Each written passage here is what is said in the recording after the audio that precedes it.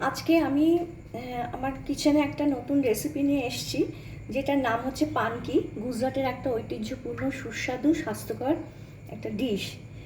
এই পানকি করতে যে উপকরণ লাগবে সেগুলো আমি বলছি।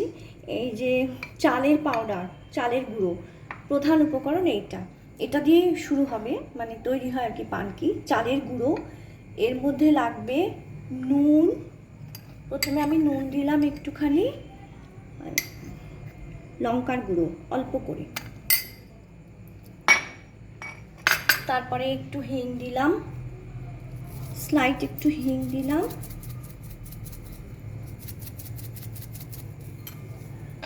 তারপরে হচ্ছে একটু তেল দিলাম, অল্প একটু তেল লাগবে,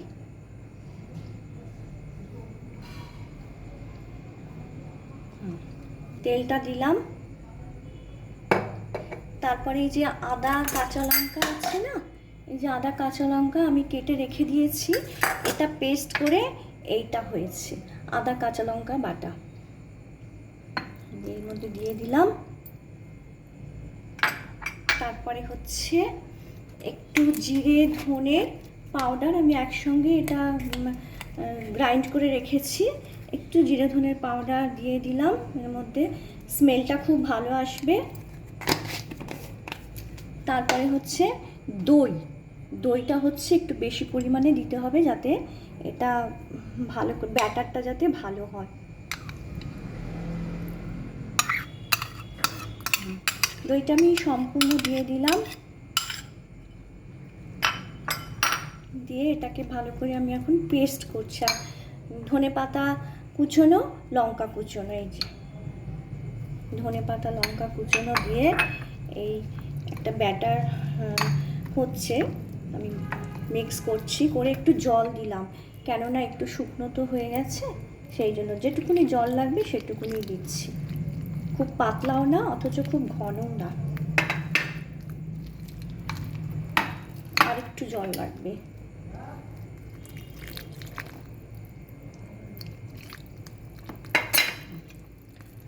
দিলাম, ভালো করে এবার একটু মিক্স করে নিয়ে এটা জল খাবারেতে খুব ভালো হয় খেতে। আর একটু জল লাগবে, একটু বেশি করে জল দিতে লাগে এটা। এই ব্যাটারটা আমার তৈরি হলো।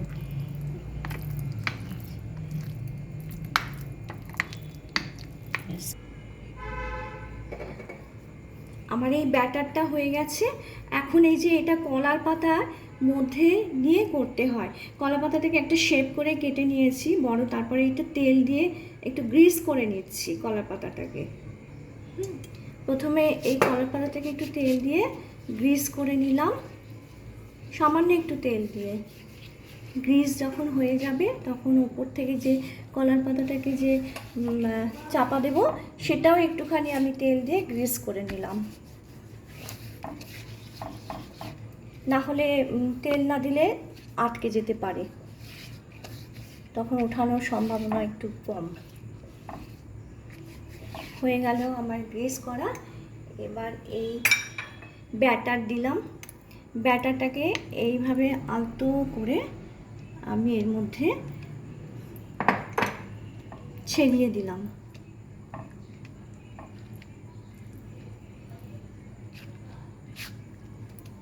এইভাবে ছড়িয়ে দিলাম,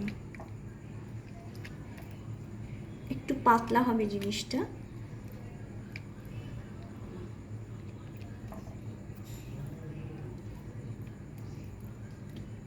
ছড়িয়ে দিয়ে আরেকটু দিলাম, জাস্ট একটুখানি দিয়ে, ব্যাস হয়ে গেছে। এবার আমি এই ওভেনটাকে আমি জ্বালালাম, এর মধ্যে আমি আগেই জল দিয়ে রেখেছিলাম, জল দিয়ে রেখেছি এর কারণে এটা সম্পূর্ণ স্টিম হয়ে আমি চুলাটা জ্বালিয়ে দিচ্ছি। চুলাটা জ্বালিয়ে দিলাম, দিয়ে এটা আলতো করে নিয়ে এর উপর বসিয়ে দিলাম চুলার মধ্যে। চুলার মধ্যে এইভাবে বসিয়ে দিয়ে তারপরে এই যে কলার পাতা যেটা আমি উপরে এটা তেল গ্রিস করেছিলাম, এটার মধ্যে আমি এটা ফেলা দিয়েছি, দিয়ে তারপরে এইটার যে তেল গ্রিস করেছি এটা আমি এর উপর এরকমভাবে চাপা দিয়ে দিলাম, দিয়ে ঢাকাটা দিয়ে দিলাম।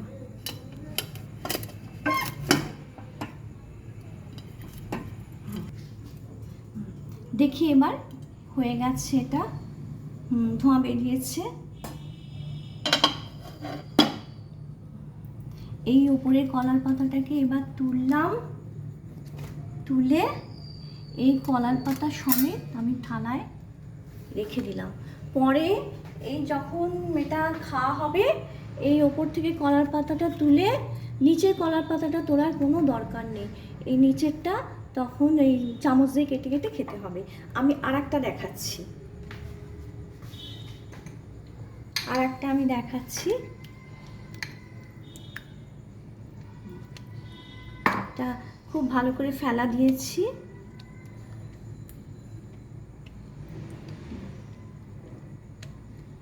এটা অ্যাকচুয়ালি কলার পাতার মধ্যে নিয়েই খেতে হয়। এটা সরে গেছে একটুখানি, ফেলে দিই, ছড়িয়ে দিই চারিদিকে। হ্যাঁ, এবার আবার এই কলার পাতাটা দিয়ে আমি এটাকে সেট করে দিচ্ছি। এবার আমি নারকেলের চাটনির সঙ্গে খেতে হয়, অন্য কিছু দিয়ে ছোলার তরকারি বা অন্য কিছু দিয়েও খাওয়া যায়। এটা আমি নারকেলের চাটনি করেছি। এই নারকেলের চাটনির মধ্যে এখন আমি কড়াইটা বসালাম, বাগার দেব। এই শুকনো লঙ্কা দিলাম, শুকনো লঙ্কা, আর সর্ষে দিলাম, হলুদ সর্ষে দিয়ে বাগার দেব।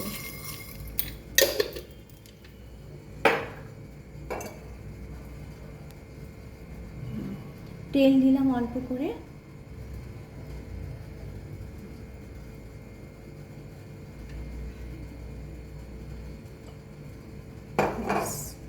এবার এটাও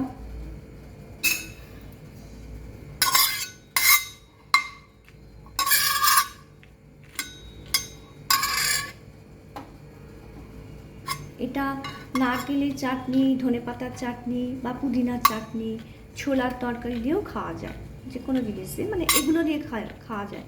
আমি আজকে নারকেলের চাটনি করেছি।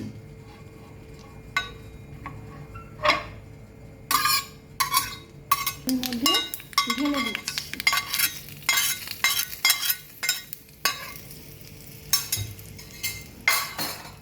ঢেলে দিয়ে ভালো করে আমি এবার এটাকে মিক্স করে দিচ্ছি চাটনির মধ্যে। এবার আমার দ্বিতীয় নম্বরেরটা হয়ে গেছে। ঢাকনাটা খুলে এবার দেখি। হ্যাঁ, হয়ে গেছে। এবার এটা আমি নামিয়ে দিই কলার পাতার সঙ্গে, এই থালাতেই রাখলাম।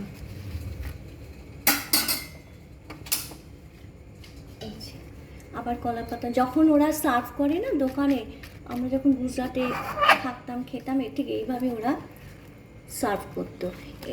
দিয়ে তারপরে এই চাটনি দিলাম, দিয়ে সার্ভ হয়ে গেল। এটা একটা পানকি তৈরি হলো।